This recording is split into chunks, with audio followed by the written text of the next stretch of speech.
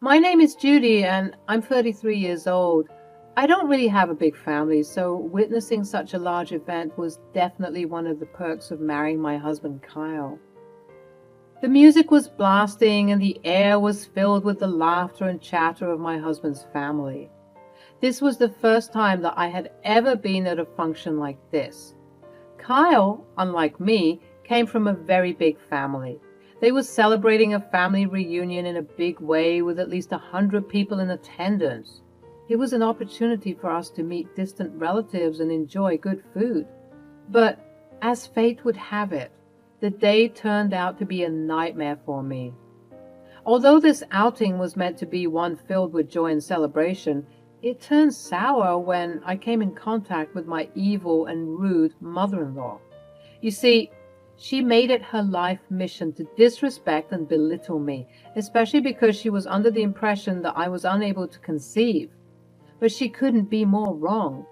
I just couldn't tell her the truth, at least not yet. You see, my journey to motherhood has been far from easy. It's a road riddled with medical appointments, emotional roller coasters, and dashed hopes.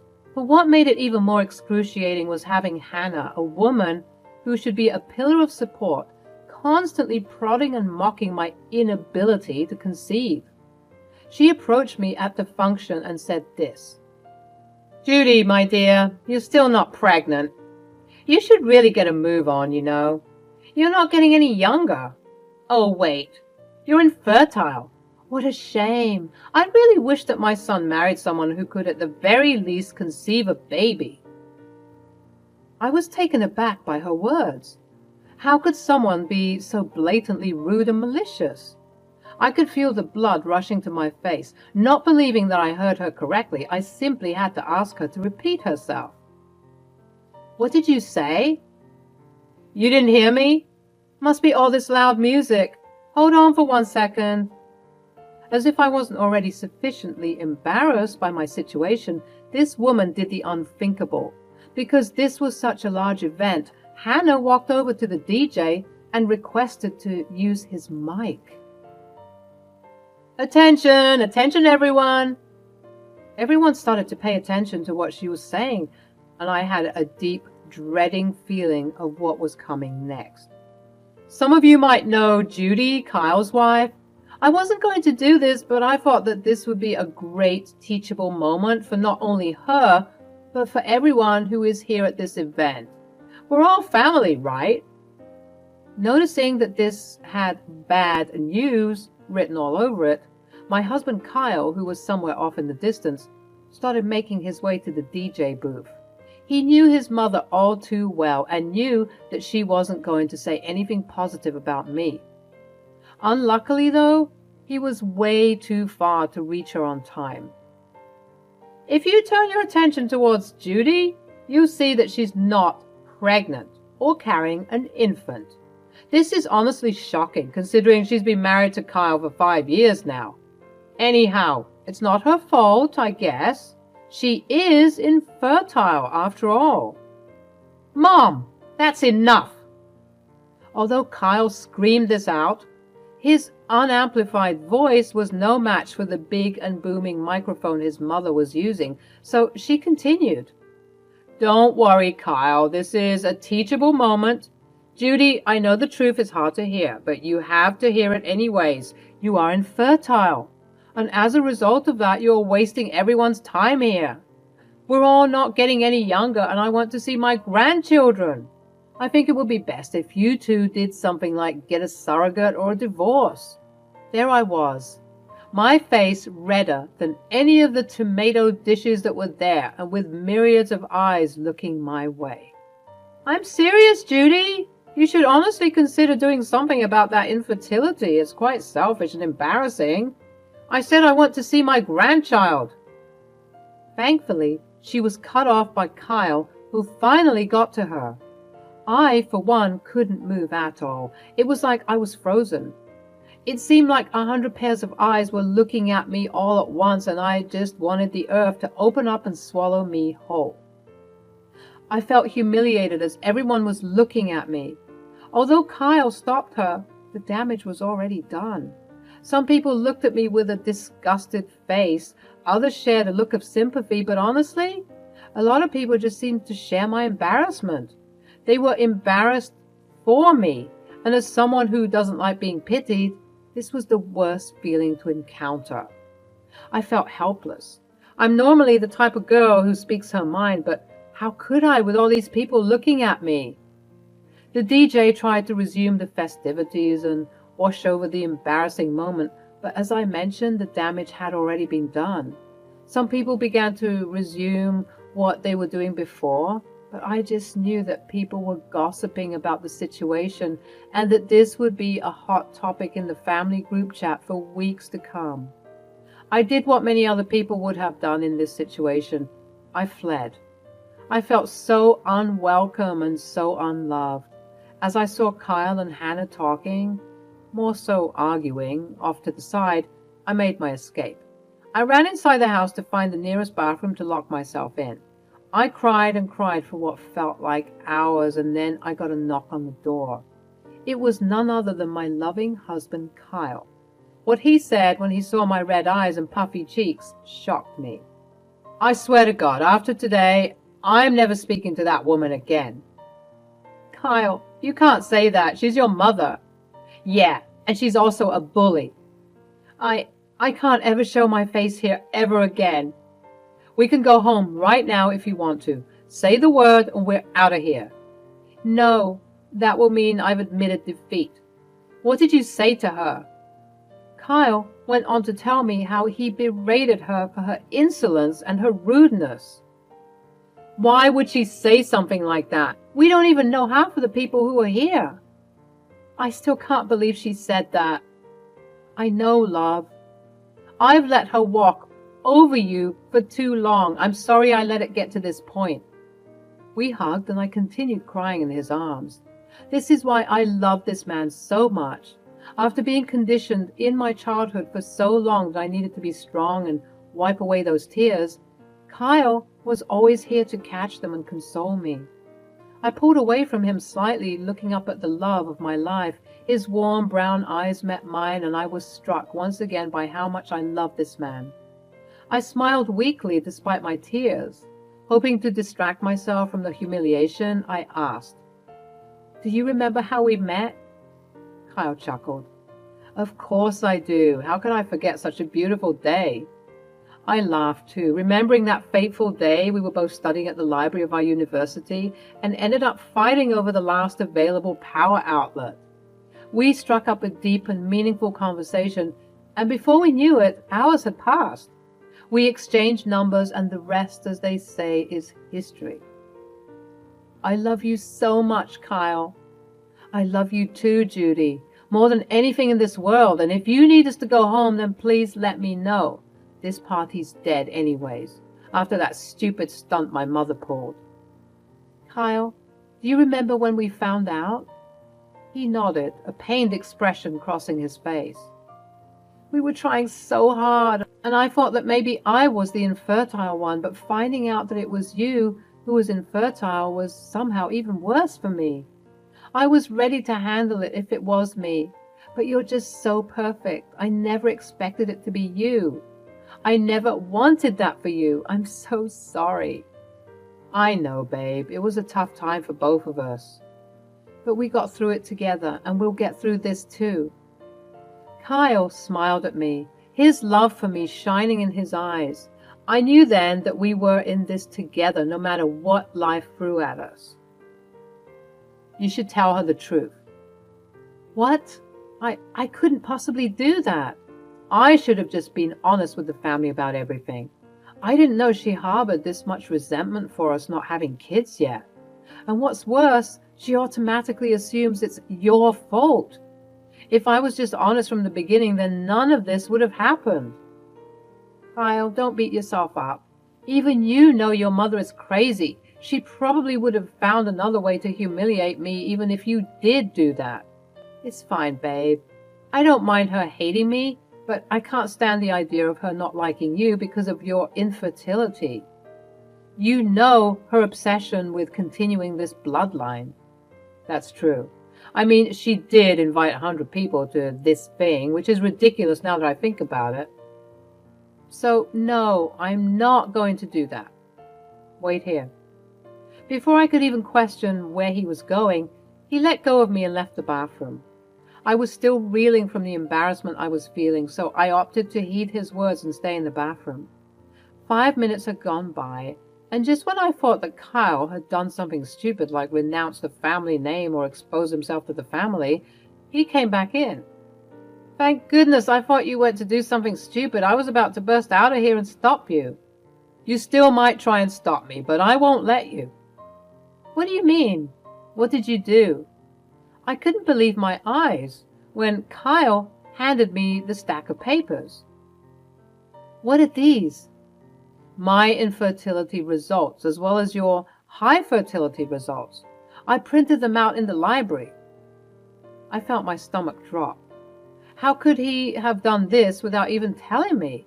And now he wanted me to show them to Hannah? I couldn't do that. I couldn't just humiliate him like that in front of everyone. I can't do that, Kyle. I told you I wouldn't do it. I can't just show these to her. But Judy, she humiliated you in front of everyone. She deserves to be put in her place.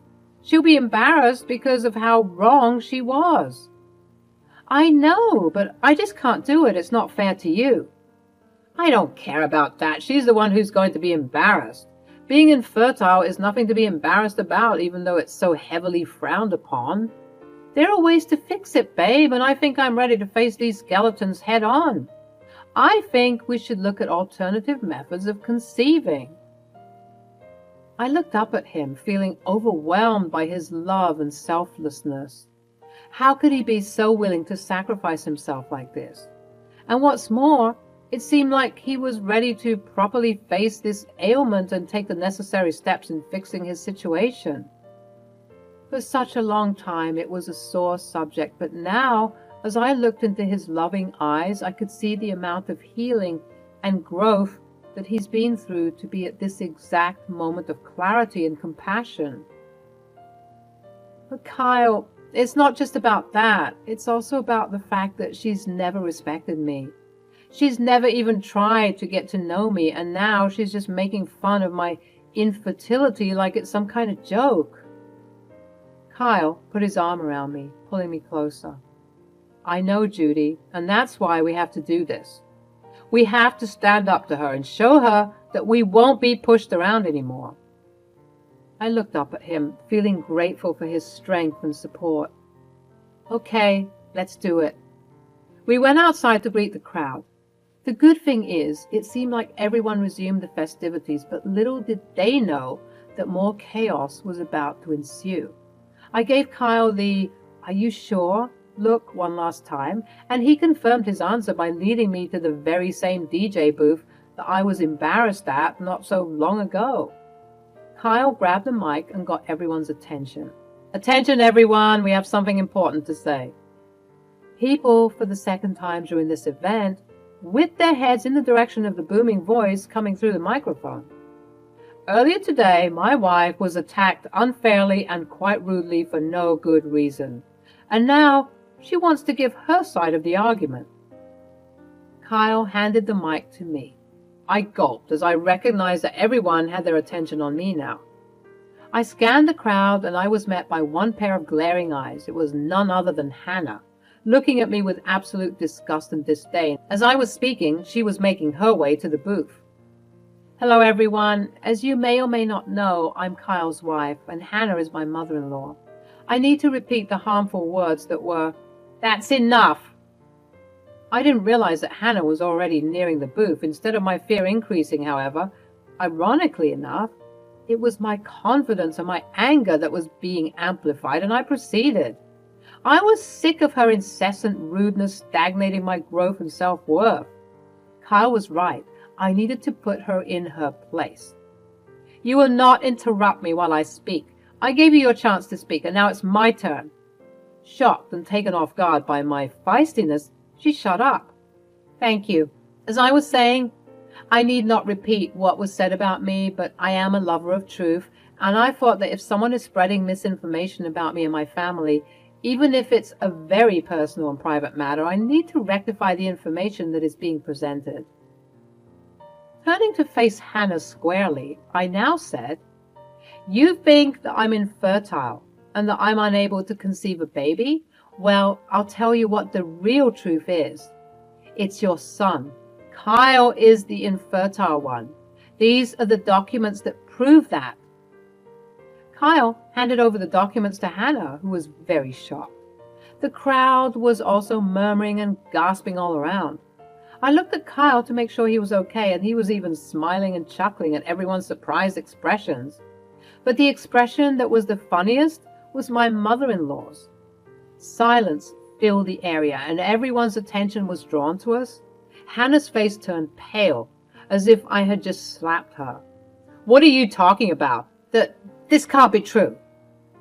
"Oh, but it is true, and what's more, I am the one who has a high fertility rate." More gasps and murmurs were reverberating through the crowd. This scene looked like it was pulled straight out of a movie. I don't even know what to say. Kyle, why didn't you tell me about this?" "Maybe because I wasn't ready. The topic of infertility can be a sensitive one, and I know that you wouldn't have done that to me if I was in that position. But the fact that you blatantly tried to embarrass my wife in front of everyone doesn't sit right with me. I had to set things straight." "Kyle, I'm so sorry." "Don't say sorry to me. Apologize to Judy." It was as if Kyle had asked her to recite the King James Version of the Bible in Latin. She was so hesitant.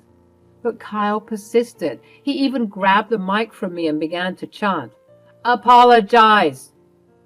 He kept chanting it over and over, and slowly but surely the crowd followed suit, all demanding for Hannah to apologize to me for her evil words. Because she was too proud, even the pressure from a whole mob of family members couldn't sway her from her disdain for me. "I'll do no such thing. She doesn't deserve it.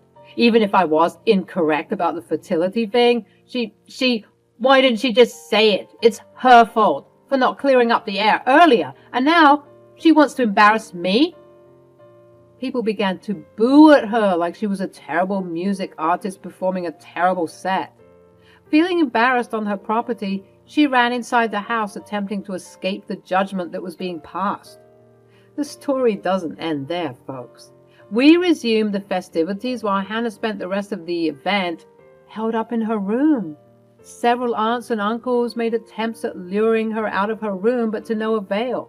She was stuck in her pride, and it was leaving a sour taste in people's mouths. Nonetheless, we enjoyed the rest of the reunion with various family members, both known and extended, approaching Kyle and me and commending us on our bravery. Some people were glad we finally put that woman in her place, and others didn't know the extent of her maliciousness reached this far. We ended the evening being closer. It truly felt like a big old happy family reunion by the end, which I was so grateful for. After the family reunion fiasco, I was exhausted and drained, but the next day we received a call from one of Kyle's aunts. She said that the family had a meeting and agreed that they wouldn't include Hannah in any future family events until she apologizes. They also recommended that we remain distant from her until she can grow up and take accountability. I agreed with the decision wholeheartedly. After all, I didn't want to be subjected to her cruel remarks again. I wasn't surprised by the decision, as I knew how stubborn and unapologetic Hannah could be. But it still stung to hear that our family was now officially divided due to Hannah's incessant hatred towards me. Kyle and I discussed the situation, and we both agreed that it was time to move on. We couldn't keep enabling Hannah's toxic behavior by being bystanders in her abuse, and we needed to protect our mental health. We were already going through so much, and especially since we wanted to start a new chapter in our lives and build a family of our own. It was time to say goodbye to the drama and focus on building a happy, healthy life together. So we said our goodbyes to Hannah without any regrets or second thoughts. We sent her an email detailing our feelings, and Kyle left her a long voice note telling her that he would love for her to be part of the new life that we're trying to build, but there was no way he was going to allow toxicity and negative energy to be part of it. Unsurprisingly, she never responded, and to this day we haven't gotten a response from her. Turns out she prioritizes her pride so much that she's willing to give up her relationship with her potential grandchildren. Good riddance to bad rubbish, as they say. We didn't need that kind of negativity in our lives anyways, and we were better off without her. But deep down, I couldn't help but feel a twinge of sadness, at least for Kyle. Hannah was still Kyle's mother, after all.